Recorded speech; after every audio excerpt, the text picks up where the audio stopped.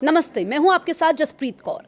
आज हमारे साथ एक ऐसे मेहमान हैं जो आज के समय में भारतीय राजनीति के सबसे बड़े पॉलिटिकल प्रिडिक्टर बन चुके हैं। कांग्रेस के पूर्व दिग्गज और कल की पीठाधीश्वर आचार्य प्रमोद कृष्णम जी, बहुत बहुत स्वागत है आपका हमारे खास पॉडकास्ट में। आचार्य जी, 5 राज्यों के चुनावी नतीजे सामने आ चुके हैं। मेरा पहला सवाल आपसे कि क्या विपक्ष ने अपनी हार की पटकथा पहले खुद ही लिख दी थी? जसप्रीत, विपक्ष बेवकूफ़ों की जमात बन चुका है और विपक्ष के अंदर ज़्यादातर नेता हैं जो गमलों में उगे हुए पौधों की तरह हैं और नरेंद्र मोदी एक बरगद की तरह है। और ये वो लोग हैं जो बरगद से लड़ना चाहते हैं। कोहनी पे टिके हुए लोग, टुकड़ों पे बिके हुए लोग बरगद की बात करते हैं, गमलों में उगे हुए लोग। तो ये पूरा का पूरा विपक्ष ये सब ऐसे लड़कों से घिर गया है जिनको ना तो भारत समझ में आता है, ना भारत की संस्कृति, ना सनातन समझ में आता है, ना सत्य। तो ये जो भी फैसला लेते हैं वो भारत की जनता उसे एक्सेप्ट नहीं करती। उसी का परिणाम है कि लगातार हार के बाद हार, हार के बाद हार, हार के बाद हार होती जा रही है। आपके बयानों को अगर हम देखें तो आपने कहा था कि रामद्रोहियों का पतन निश्चित है। तो क्या ये जो चुनावी नतीजे हैं ये राजनीतिक हार है या फिर सनातन का उन पर प्रहार? भारत एक सनातन राष्ट्र है और ये भारत के लोगों को समझ में आ गया है। भारत सनातन राष्ट्र पहले से भी था लेकिन समझ में नहीं आया था। अब ये लोगों को समझ में आ गया है। तो अब वो दौर चला गया जसप्रीत कि सनातन का विरोध करोगे, सनातन को मिटाने की बात करोगे, हिंदुत्व का विरोध करोगे, राम का विरोध करोगे, तो राम का विरोध राष्ट्र का विरोध बन गया है। तो जो राम का विरोध करेगा वो ऑटोमेटिकली वो राष्ट्र का विरोध मान लिया जाएगा और जो राष्ट्र का विरोध होगा उसको राष्ट्र की जनता कैसे साथ देगी? तो इस देश में राजनीति के लिए राम नाम जरूरी है? राजनीति के लिए नहीं, इस राष्ट्र के लिए राम जरूरी है। अच्छा। राम के बिना राष्ट्र की कल्पना नहीं की जा सकती है। जब तक राम है तभी तक ये राष्ट्र है और जब तक ये राष्ट्र है तभी तक राम है। ये दोनों एक दूसरे के पूरक हैं। राम और राष्ट्र को अलग करके नहीं देखा जा सकता है। तो जो ये नतीजे सामने आए हैं, आपको क्या लगता है कि विपक्ष की हार का सबसे बड़ा विलेन कौन है? राहुल गांधी की खराब रणनीति, गठबंधन की खींचतान या सनातन का अपमान? देखिए, राहुल गांधी को विलेन मत कहिएगा। राहुल गांधी तो दया के पात्र हैं। राहुल गांधी पर मुझे बड़ा तरस आता है कि ये व्यक्ति किस परिवार में पैदा हुआ, कैसे इसका पालन पोषण हुआ, कैसे इस व्यक्ति का पतन हुआ और क्यों हुआ, मैं कभी कभी सोच नहीं पाता हूँ और मुझे उन पर तरस भी आता है। लेकिन हालात ऐसे हैं कि राहुल गांधी समझने को तैयार नहीं है। वो इतने ज़िद्दी हो चुके हैं कि वो नरेंद्र मोदी से नफरत करते करते इस देश से नफरत करना शुरू कर दी है। तो उन्हें at any cost Narendra Modi नहीं चाहिए और देश को नरेंद्र मोदी चाहिए। तो राहुल गांधी की सबसे बड़ी कमजोरी क्या है? मुझे लगता है राहुल गांधी की सबसे बड़ी कमजोरी क्या है, ये सवाल थोड़ा ठीक नहीं है। सवाल ये होना चाहिए कि राहुल गांधी की ताकत क्या बनेगी, राहुल गांधी की ताकत कौन होनी चाहिए। राहुल गांधी की ताकत है प्रियंका गांधी और प्रियंका गांधी को राहुल गांधी आगे नहीं लाना चाहते। ये उनकी सबसे बड़ी कमजोरी है। अच्छा, आप जब भी जितने भी हम आपके बयानों को देखें या आपके पॉडकास्ट को देखें, आप राहुल गांधी पर वार करते हैं, लेकिन प्रियंका गांधी के लिए आपका सॉफ्ट कॉर्नर है। अभी उनको नेतृत्व नहीं दिया गया है। अभी लीडरशिप प्रियंका गांधी के हाथ में नहीं है, अभी सब कुछ राहुल गांधी के हाथ में है। तो हमला तो राजा पे होगा। नहीं, बाकी लोगों पे भी आप करते हैं। वो ठीक है, कभी कभी चने के साथ घुन भी पिस जाता है, लेकिन हमला तो राजा पे होता है, हमला लीडरशिप पे होता है।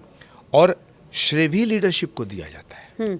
आज पूरे देश के जो हमले हैं विपक्ष के, वो तो नरेंद्र मोदी के ऊपर है। ठीक है, क्योंकि देश की जनता तो नरेंद्र मोदी के चेहरे पे विश्वास करती है। ये जो वोट है, ये नरेंद्र मोदी के नाम पे वोट पड़ा। तो आपको लगता है कि चाहे हम राहुल गांधी की बात करें, कांग्रेस की बात करें या बाकी विपक्षी दलों की बात करें, मोदी विरोध की वजह से इनका ये हाल हो रहा है, हश्र ये हो रहा है? नहीं, सनातन विरोध। मोदी तो सनातन का चेहरा है। मोदी तो धर्म का चेहरा है। मोदी धर्म का चेहरा बन चुके हैं। मोदी धर्म का पर्याय बन चुके हैं। यदि राम राज्य की कल्पना महात्मा गांधी ने उस समय की, महात्मा गांधी ने उस समय कहा कि भारत में राम राज्य होना चाहिए, तो अगर आज महात्मा गांधी होते तो वह नरेंद्र मोदी को राम राज्य का प्रतीक मानते। हम बंगाल की तरफ चलते हैं। बंगाल के नतीजों ने सबको चौंकाया। आपको लगता है कि तुष्टीकरण की राजनीति का एक्सपायरी कार्ड आ गया है? तुष्टीकरण तो छोटा शब्द है। टीएमसी का जो ये पूरा कार्यकाल है, ये तो वेस्ट बंगाल को बांग्लादेश बनाना चाहते थे। और ममता दीदी एक बहुत ही कद्दावर नेता है, जुझारू नेता है, संघर्ष से पैदा हुई नेता है। मैं कह रहा हूँ, जिम्मेदारी से कह रहा हूँ। मैं ममता जी का बड़ा सम्मान करता हूँ, लेकिन कुछ ऐसी ताकतें थीं जिनमें विदेशी ताकतें भी थीं, जो बॉर्डर स्टेट को भारत से अलग करने का एक कॉन्स्पिरेसी, एक बहुत बड़ा षड्यंत्र रचा जा रहा था। उनमें बांग्लादेश, वेस्ट बंगाल भी था। अगर ममता दीदी इस बार जीत गई होती, या ये कहिए इस बार वहाँ भाजपा नहीं जीतती, सरकार भाजपा की नहीं बनती, तो हम वेस्ट बंगाल से हाथ धो बैठते। वेस्ट बंगाल हमारे हाथ से चला जाता। तो यही उनकी हार का सबसे बड़ा कारण है?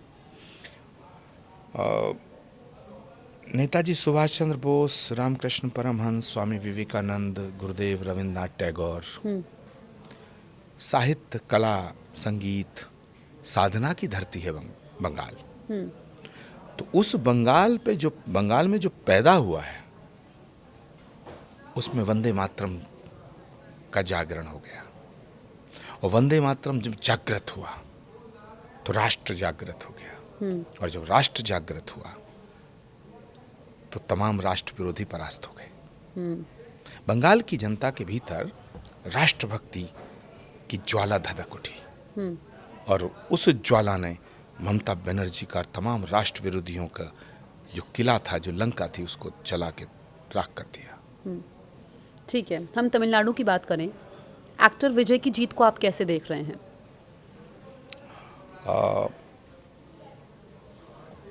तमिलनाडु की जनता की मासूमियत और भोलापन, वो अनएक्सपेक्टेड लीडरशिप पैदा करता है। कभी एमजीआर पैदा किए, लोग एमजीआर को कुछ समझ नहीं रहे थे। फिर जयललिता पैदा हुई, निष्कंटक राज चला। अब मुझे लगता है कि उसी तमिलनाडु ने रजनीकांत पैदा किए। उसी तमिलनाडु ने बहुत अनएक्सपेक्टेड लीडरशिप को जन्म दिया। तो मुझे लगता है विजय भी उसी श्रृंखला की एक कड़ी है। लेकिन वो कितना सफल होंगे? उनके सिर पे राहुल जी का राहु बैठ गया है, कैसे चला पाएंगे? क्योंकि दशकों तक वहाँ की राजनीति डीएमके और एआईडीएमके के इर्द गिर्द ही घूमती रही। मुझे लगता है अब डीएमके वो खत्म हो जाएगी। तो एमके स्टालिन ने ये जो सनातन का अपमान किया था, वही उनकी हार की सबसे बड़ी वजह है। डीएमके को सनातन का श्राप ले डूबा। उनका ख्वाब था कि सनातन को मिटाएंगे।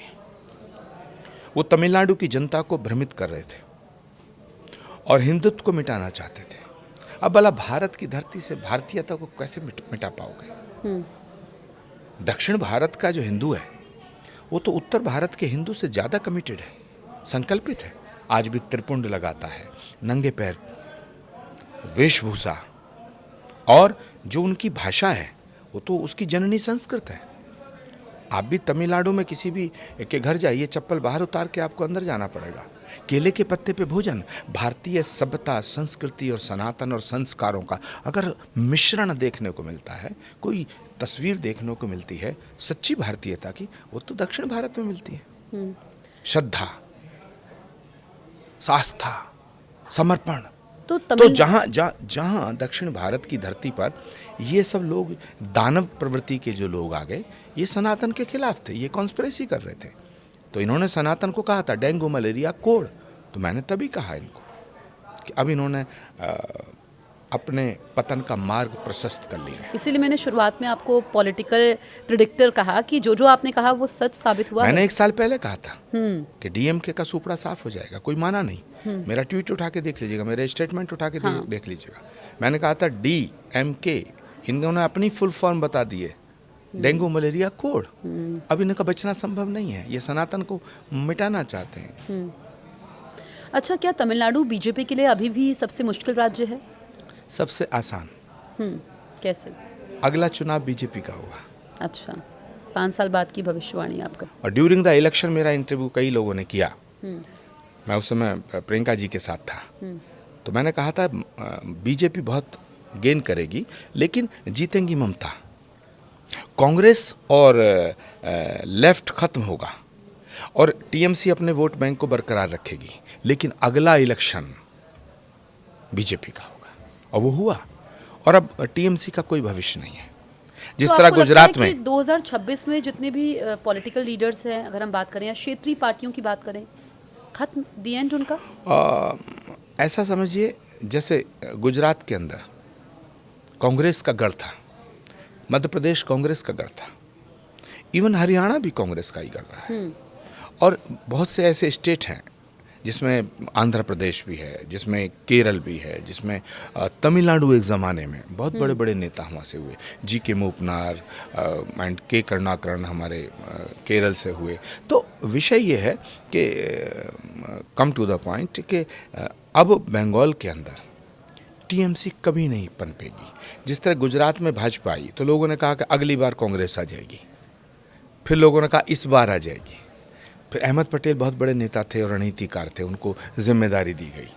फिर लोगों ने कहा कि अब कांग्रेस आ जाएगी, लेकिन लगातार हारते रहे। ऐसे ही मध्य प्रदेश में जब उमा भारती जी को दिग्विजय सिंह जी को हरा के उमा भारती जी को चीफ मिनिस्टर बनाया गया और बीजेपी की सत्ता आई, तो लोगों ने कहा कि एक बार बीजेपी रहेगी फिर कांग्रेस आ जाएगी, लेकिन वहाँ लगातार 15 साल से और कांग्रेस के लिए अच्छी खबर सिर्फ केरलम से आई है। ऐसे उत्तर प्रदेश, ऐसे बिहार, तो धीरे धीरे करके सब खत्म हो गया।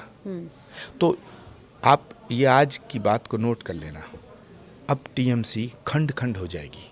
अच्छा। और टीएमसी का वहाँ कुछ नहीं बचेगा। और ममता जी की जो अभी अवस्था है, ममता जी का जो अभी जो एज फैक्टर है वो भी धीरे धीरे अब बढ़ेगा। तो ये दीदी का चैप्टर क्लोज है। और डीएमके खत्म हो गया। डीएमके भैया बहन और परिवार में टुकड़े हो जाएंगे। और अभी तो डीएमके के ऊपर जो ईडी सीबीआई की दृष्टि पड़ेगी तो उसमें सारे तिहाड़ में नजर आएंगे। ठीक है, आपने कांग्रेस के पतन की बात की, क्षेत्रीय पार्टियों के पतन की बात की, लेकिन इन चुनावी नतीजों में केरलम से कांग्रेस के लिए अच्छी खबर आई है। अब कहीं तो कांग्रेस को भी रहने दो। अच्छा, केसी वेणुगोपाल के बारे में आप क्या कहेंगे? वो मुख्यमंत्री की रेस में सबसे आगे चल रहे हैं। देखिए, केसी वेणुगोपाल अगर चाहेंगे तो मुख्यमंत्री बन जाएंगे, क्योंकि वो चाहेंगे। हाँ, क्योंकि केसी वेणुगोपाल जो चाहते हैं कांग्रेस में वही होता है, राहुल गांधी वही करते हैं। लेकिन अगर केसी वेणुगोपाल चीफ मिनिस्टर हुए, केरला के चीफ मिनिस्टर हुए, तो केरल का भी सत्यानाश वैसे ही कर देंगे जैसे उन्होंने कांग्रेस का सत्यानाश कर दिया। कांग्रेस के सर्वनाश होने में, सत्यानाश होने में, बर्बाद होने में केसी वेणुगोपाल जी का बड़ा रोल है। ये बड़ा बयान आप दे रहे हैं। मैं कभी छोटा बयान नहीं देता, मैं छोटी बात ही नहीं करता। मेरे पास कोई पद नहीं है, लेकिन मैं बात बड़ी करता हूँ। कांग्रेस के जितने नेता इस पॉडकास्ट को जब देखेंगे जसप्रीत, वो आपको फ़ोन करके बधाई देंगे कि आपके शो में आचार्य प्रमोद कृष्ण ने सही बात कही। इस कांग्रेस का जो वर्तमान स्वरूप देख रहे हैं, खंड खंड बर्बाद, उदास, मायूस, कार्यकर्ताओं का मनोबल गिरा हुआ है, उसमें बहुत बड़ी भूमिका केसी वेणुगोपाल जी की है। तो केरल के चीफ मिनिस्टर जब बनेंगे वो, तो जिस तरह कांग्रेस की बर्बादी हुई है वैसे वो केरल को बर्बाद कर देंगे। तो आप ये कह रहे हैं इनडायरेक्टली कि राहुल गांधी केसी वेणुगोपाल की ही सुनते हैं? इसे कुछ भी कह सकते हैं, लेकिन केसी वेणुगोपाल जी के बिना कांग्रेस में पत्ता नहीं हिलता है। पत्ता नहीं हिलता। आप सारे सीनियर लीडर से पूछिएगा, ऑफ द रिकॉर्ड पूछिएगा, कैमरा के अलग पूछेगा, कमलनाथ जी से पूछेगा, दिग्विजय सिंह जी से पूछेगा, भूपेंद्र हुड्डा जी से पूछेगा, आनंद शर्मा से पूछेगा। यहाँ पर सवाल ये भी उठाए जाते हैं, चाहे हम पश्चिम बंगाल की बात करें, शुवेंदु अधिकारी मुख्यमंत्री हैं, वो बीजेपी में आए, पहले वो टीएमसी में थे। इधर हम बात कर ले हेमंत बिस्व शर्मा की, वो कांग्रेस में थे।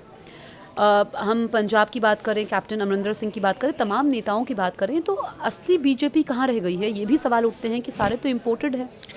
बीजेपी व्यक्ति विशेष पार्टी नहीं है, सिद्धांत और विचारधारा की पार्टी है।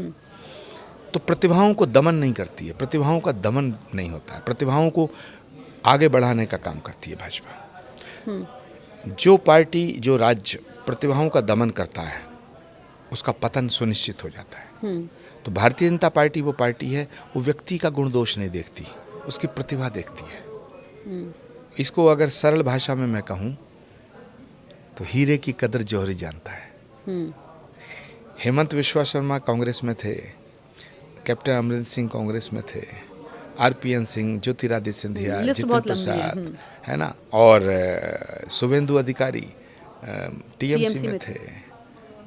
मैं खुद छात्र जीवन से लेकर मेरा कांग्रेस से नाता रहा है। लेकिन जिस कल्की धाम का शिलान्यास करने भगवान कल्की के अवतार से पहले श्री कल्की धाम के शिलान्यास का जब मैंने जिक्र किया और घोषणा की, तो राहुल गांधी कल्की धाम नहीं आए, जबकि मैं उनके साथ था। यहाँ तक कि प्रियंका गांधी जी को भी वहाँ आने नहीं दिया, जबकि मैं उनके साथ था। लेकिन मैं नरेंद्र मोदी के विरोध में था, भाजपा के विरोध में था, भारतीय जनता पार्टी के विरोध का सबसे बड़ा चेहरा था नेशनल टेलीविजन पे मैं लगातार 10 साल। लेकिन नरेंद्र मोदी वहां आए, प्रधानमंत्री आए और आकर के कल की पीठ को नमन किया। तो अब ये ऋण मैं इसी वजह से आपका हृदय परिवर्तन हुआ? ये छोटी वजह थोड़ी है, सिर्फ हृदय का परिवर्तन थोड़ी है। नरेंद्र मोदी जी के प्रति मेरा समर्पण हो गया। क्यों? उनका समर्पण श्री कल्की धाम के प्रति हुआ। ये स्पिरिट, इसको समझना राहुल गांधी के बस की बात नहीं है, इस स्पिरिट को समझना पड़ेगा। अच्छा, कांग्रेसी ये कहते हैं, आपके विरोधी ये कहते हैं कि आप तो बीजेपी के अघोषित प्रवक्ता हैं, तो घोषित कब होंगे आप? ये तो राम जाने। अभी मेरा ऐसा कोई इरादा नहीं है। अभी मेरा पूरा फोकस श्री कल्की धाम के निर्माण पे है और देश नरेंद्र मोदी जी के हाथों में पूर्णतः सुरक्षित है। बहुत सी बीमारियों का इलाज नरेंद्र मोदी जी ने इन 11 सालों में किया है। कुछ बीमारी और बची हैं, उनका भी इलाज होना ज़रूरी है। ठीक है। तो जब पूरा देश राम राज्य की तरफ चल रहा है, और याद रखना जसप्रीत, ये जो 11 साल का शासन है, ये जो नरेंद्र मोदी का शासनकाल है, ये भारत की आज़ादी के बाद सनातन के लिए स्वर्ण युग का पीरियड माना जाएगा। तो आपको क्या लगता है कि जो 2029 का आम चुनाव होगा वो मोदी वर्सेस कौन होगा? मोदी वर्सेस कोई होगा, ये बड़ा सवाल नहीं है। बड़ा सवाल ये है कि विपक्ष का नेता कौन होगा। इतने झगड़े होंगे इनमें। अब ममता बनर्जी किसी भी कीमत पे राहुल गांधी को हटाना चाहती हैं। अरविंद केजरीवाल से राहुल गांधी नफरत करते हैं। अखिलेश यादव 100% ममता जी के साथ है। उद्धव ठाकरे राहुल गांधी को पसंद नहीं करते। बिखराव है इंडिया गठबंधन। तो मुझे लगता है कि नरेंद्र मोदी के सामने अगर 2029 की बात करें तो कोई एक चेहरा समझ में नहीं आता। अगर विपक्ष को 2029 के चुनाव को और ताकतवर बनाना है तो उन्हें प्रियंका गांधी को चेहरा बनाना पड़ेगा। विपक्ष के अंदर, पूरे विपक्ष में सिर्फ एक प्रियंका गांधी का चेहरा ऐसा है जो विपक्ष को थोड़ी संजीवनी दे सकता है, वरना कोई चेहरा ही नहीं है। कोई चेहरा नहीं। आप 1 से 2, 3, 4, 5 गिनिएगा। ममता दीदी बुरी तरह हार चुकी हैं, तो लोग सवाल करेंगे कि भाई ममता दीदी जब वहाँ खुद चुनाव हार चुकी हैं, पूरी पार्टी खत्म होने को के कगार पे है, प्रचंड बहुमत से तो फिर देश में क्या होगा? मतलब आपको लगता है कि देश में जो भगवा लहरा रहा है, कोई चेहरा नहीं है विपक्ष का, या ये पीएम मोदी की रणनीति है? मुझे लगता है मोदी जी की रणनीति का विषय नहीं है ये। ये कांग्रेस का फेल्यूर है। अमित शाह को आप कैसे देखते हैं? देखिए, देश के बहुत सारे पॉलिटिशियन और देश की जनता और कुछ अखबार वाले, कुछ एनालिसिस्ट, वो ऐसा मानते हैं कि भाई अमित शाह जी चाणक्य हैं, अमित शाह एक बहुत बड़े रणनीतिकार हैं, और ये भी कहते हैं कि अमित शाह जो कहते हैं प्राइम मिनिस्टर वही करते हैं। मुझे लगता है कि ये गलत है। अमित शाह जो कहते हैं पीएम वो करते हैं, मुझे ऐसा नहीं लगता। मुझे ऐसा लगता है पीएम जो चाहते हैं वही अमित शाह इम्प्लीमेंट करते हैं। सच माने में अगर मैं एक सेंटेंस में कुछ कहूँ तो जैसे भगवान राम के साथ हनुमान जी थे, तो अमित भाई हनुमान की भूमिका में। ठीक है। इतना समर्पण अमित शाह जी का अपना कुछ नहीं है, जो कुछ है प्रधानमंत्री जी का है। इसलिए हनुमान जी ने भी एक जगह कहा है कि मेरी भक्ति मत करो, राम की भक्ति करो। तो जो नरेंद्र मोदी जी के प्रति समर्पित होता है वो अमित शाह जी को प्रिय होता है। ठीक है। और वो जो पीएम चाहते हैं उसको एग्जीक्यूट कर देते हैं। तो ये जो मैनेजमेंट है और ये जो उनका डेडिकेशन है, ये जो डिवोशन है, बीजेपी के चाणक्य उन्हें ऐसे ही नहीं कहते। तो ये शक्ति को बढ़ाता है। और वेस्ट बंगाल की जो जीत है ये निसंदेह अमित भाई के कौशल का परिणाम है। नरेंद्र मोदी जी का चेहरा और अमित भाई का कौशल। ठीक है। हम असम की बात करते हैं। हेमंत बिस्व शर्मा मियाँ मुस्लिम और मदरसों पर प्रहार की बात करते हैं। आपको क्या लगता है ये मॉडल देश के लिए सही है? देखिए, कड़वी बात तो यह है कि जो वंदे मातरम नहीं कहेगा उसको इस देश में रहने का अधिकार नहीं होना चाहिए। क्योंकि वंदे मातरम तो मातृभूमि की वंदना है और इसको धर्म से नहीं जोड़ना चाहिए। हम जिस मिट्टी में पैदा हुए हैं उसी में मिल जाएंगे।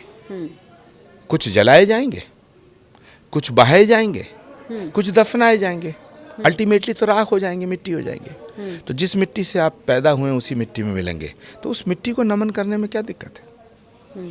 तो जो भारत में रहेगा, वंदे मातरम नहीं कहेगा, तो उस पर कैसे यकीन करें कि वो भारत की मिट्टी के साथ है? ठीक है। तो जो हेमंत बिस्वा शर्मा कर रहे हैं, मुझे लगता है कि नेशन फर्स्ट। अब वो समय आ गया है कि नेशन फर्स्ट। अगर आप मुझसे पूछो कि मैं एक हिंदू धर्मगुरु हूँ, श्री कल्की पीठ का पीठाधीश्वर हूँ, श्री कल्की धाम निर्माण ट्रस्ट का अध्यक्ष हूँ, लेकिन आप मुझसे पूछें कि अगर आपको हिंदू और राष्ट्र में से चुनना पड़े तो क्या चुनेंगे, तो मैं एक सेकंड नहीं लगाऊंगा, मैं राष्ट्र को चुनूंगा। क्योंकि जब तक ये राष्ट्र है तभी तक सनातन है। लेकिन एक दूसरा पहलू है, जब तक सनातन है तभी तक भारत है। ठीक है। तो जो भारत के खिलाफ है वो सनातन का नहीं हो सकता। बहुत कड़वी बात बोल रहा हूँ, लेकिन सच्ची है। जो भारत के खिलाफ है वो सनातन का नहीं हो सकता, और जो सनातन के खिलाफ है वो भारत का नहीं हो सकता। इन विपक्षी दलों के इस तरह की पराजय में ये सबसे बड़ी बात है। मतलब जो सनातन का अपमान रहा है, बड़ा मुद्दा रहा है। डेफिनेटली। ठीक है। हम पंजाब चुनाव की बात कर लेते हैं। अगले साल पंजाब में विधानसभा चुनाव है, क्या वहां पर भी भगवा लहराएगा? लहराना चाहिए। भगवा हमारे शौर्य का कलर है, भगवा हमारी संस्कृति का कलर है, भगवा पंजाबियत का रंग है, भगवा हमारे बलिदानियों की शान है। तो क्यों नहीं लहराना चाहिए? और पंजाब तो गुरुओं की धरती है, पंजाब तो सनातन की धरती है। राघव चड्ढा, जिनको पंजाब का सुपर सीएम कहा जाता था, अब वो बीजेपी में है, क्या वो नैया पार लगवा पाएंगे? राघव बहुत अच्छे इंसान है। पता नहीं क्या हो गया, क्यों हो गया, कैसे हो गया, ये तो वो जाने। लेकिन अच्छी जगह है। राष्ट्रभक्तों के साथ है, नरेंद्र मोदी जी के साथ है। और पंजाब का जो चुनाव होगा वो बहुत बड़ा महाभारत होगा इस बार। लेकिन दो जगह ही वोट बटेगा। एक तरफ भारत खड़ा होगा, एक तरफ पाकिस्तान खड़ा होगा। तो पंजाब का चुनाव पाकिस्तान समर्थक और भारत समर्थक, क्योंकि पंजाब के ऊपर देश को तोड़ने वाले लोगों की नजर है। इंटरनेशनल कॉन्स्पिरेसी का केंद्र है इस समय पंजाब। तो पंजाब का जो ये चुनाव है ये बहुत ज़्यादा इम्पोर्टेंट है। इसीलिए मैं भारत के माननीय प्रधानमंत्री जी से, गृह मंत्री जी से और तमाम भारत के उन लोगों से जो भारत, जिनके दिल में भारत बसता है, तो पंजाब के चुनाव को उस दृष्टिकोण से लेना चाहिए। पंजाब को हल्के में नहीं लेना चाहिए। बीजेपी के लिए पंजाब में क्या जरूरी चुनौती है। पंजाब बीजेपी के लिए बहुत बड़ी चुनौती है। ठीक है। और एक बात और कह रहा हूं, वहां आम आदमी पार्टी की सरकार है। कांग्रेस भी अपना मुकद्दर आजमाएगी। भारतीय जनता पार्टी वहां लगातार प्रयास कर रही है। लेकिन जसप्रीत, अकाली दल को हल्के में मत लेना। अच्छा, अब तो रहा है अलग। लोग समझ रहे हैं कि अकाली दल खत्म हो गया है, हल्के में मत लेना। ठीक है, बड़ी बात आपने कही है। अच्छा, हम उत्तर प्रदेश की भी बात कर लेते हैं। जो उत्तर प्रदेश का अगले साल विधानसभा चुनाव वहाँ पर होने हैं, वो देश की राजनीति की दिशा तय करेंगे आगे के लिए? नहीं, उत्तर प्रदेश के चुनाव में मुझे नहीं लगता कि ज़्यादा कोई कठिनाई बीजेपी को है। क्योंकि अखिलेश यादव जी की जो पार्टी है वो मुल्ला पार्टी सिद्ध हो चुकी है। उसको जनता मानती है कि ये सिर्फ मुस्लिम लीग की तरह काम कर रहे हैं वो लोग। और वो जो कॉन्स्पिरेसी कर रहे थे, जो उनकी ताकत थी, उनकी ताकत क्या थी? हिंदू धर्म को जातियों में बांट दो। जातियों में जब विभाजन हो जाएगा तो हिंदुत्व पोलराइज नहीं होगा। तो ये उनकी ताकत थी, जिस वजह से वो 2024 में काफ़ी सीटें लोकसभा में जीते। बट ये बात तब तक हिंदुओं को समझ में नहीं आई थी। अब उत्तर प्रदेश के हिंदुओं को ये बात समझ में आ गई है कि ये सत्ता के लिए तुम्हें बांटना चाहते हैं। ये ना यादव के हैं, ना दलितों के हैं, ना ब्राह्मणों के हैं, ना अगड़ों के हैं, ना पिछड़ों के हैं। ये अपनी कुर्सी के हैं, ये अपनी सत्ता के हैं। तो मुझे लगता है कि उत्तर प्रदेश के चुनाव में फिर एक बार भारतीय जनता पार्टी की विजय होगी। ठीक है। क्या कांग्रेस हिंदुओं से डिस्कनेक्ट हो गई है? देखिए, मैं कुछ बोलूं वो इम्पोर्टेंट नहीं होता है। जो पब्लिक के दिमाग में है, ये परसेप्शन जो है वो बड़ी बात होती है। ठीक है। भारत की जनता के दिमाग में एक परसेप्शन क्रिएट हो रहा है कि कांग्रेस ईसाइयों की और मुसलमानों की पार्टी है। ठीक है। और जब ये परसेप्शन बन गया है तो आप कैसे जीत पाएंगे? और ये परसेप्शन ऐसे नहीं बना है, ये इनके कारनामों से बना है। राहुल गांधी बयान देते हैं जयपुर के अंदर कि मैं हिंदुत्व को मिटा दूंगा। खड़गे कहते हैं सनातन को मिटा देंगे। डीएमके कहता है सनातन, और सब एक सारे सनातन विरोधियों का एक गैंग बन गया है। तो ये पार्टी तो महात्मा गांधी की पार्टी थी। जो क्या रघुपति राघव राजा राम पतित पावन सीताराम, तो महात्मा गांधी से बड़ा सेकुलर कौन है? तो अब तो कोरा एक सीधा सीधा एक साफ सी तस्वीर दिखती है। तो ये परसेप्शन जो है ये कांग्रेस के लिए बहुत खतरनाक है। तो अगर कांग्रेस को कभी इस देश में खड़ा होना है तो इस परसेप्शन को तोड़ना पड़ेगा। अच्छा, अब हम रैपिड फायर करेंगे, एक एक लाइन में आपको जवाब ऐसे देना आपका है। हर सवाल रैपिड ही था।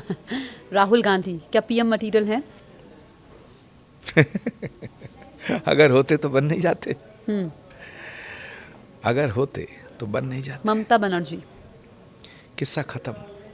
एक प्रियंका गांधी? एक ऐसी दास्तान जो अब किताबों में नजर आएंगी। ठीक है। इतिहास में नजर आएंगी।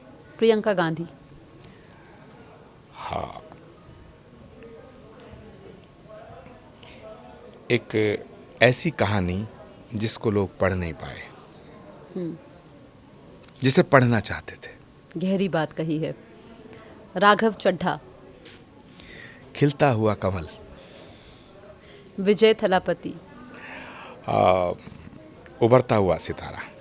अखिलेश यादव। नैया भंवर में है, कश्ती भंवर में है, बड़ा मुश्किल है। योगी आदित्यनाथ।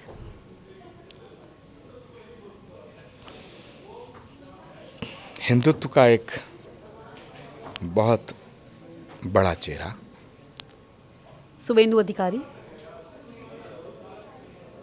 उज्जवल भविष्य, ताकतवर भविष्य। हेमंत बिस्व शर्मा। सिकंदर और नेपोलियन की तरह विजेता। आखिर में पीएम मोदी। राष्ट्रनायक, जननायक। ठीक है। आखिर में मैं आपसे जानना चाहूँगी कि जो दर्शक इस वक्त हमें देख रहे हैं वो जानना चाहते हैं कि जब आप खाली समय में, जब आप व्यस्त नहीं होते हैं, तो आपको क्या करना पसंद है? मैं कभी खाली नहीं होता। या क्या शौक है आपके? मुझे गीत लिखना अच्छा लगता है, मुझे गीत सुनना अच्छा लगता है, लेकिन उसको आप ये मत कहो वो खाली हुए और गीत सुने, वो ठीक नहीं है। संगीत अगर जीवन में नहीं है तो जीवन नीरस है। तो संगीत एक साधना है। इसीलिए मैं लिखता भी हूँ, मैं गाता भी हूँ, मैं सुनता भी हूँ, मैं सुनाता भी हूँ। तो जसप्रीत, सच बात तो ये है कि सुनो सुनाएं ए दुनिया वालों, हमारी कैसे गुजर रही है। मेरा एक नया एक गीत है, सुनो सुनाएं ए दुनिया वालों, हमारी कैसे गुजर रही है। ना दर्द बस में, ना आह बस में, ना दर्द बस में, ना आह बस में, समझ लो ऐसे गुजर रही है। वाह, बहुत ही सुंदर।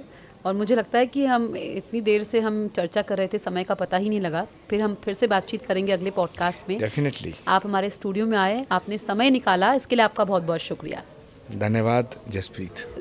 और आप सभी लोगों ने जिन्होंने हमारा पॉडकास्ट देखा, आपको हमारा पॉडकास्ट कैसे लगा, आप हमें कमेंट ज़रूर करिए।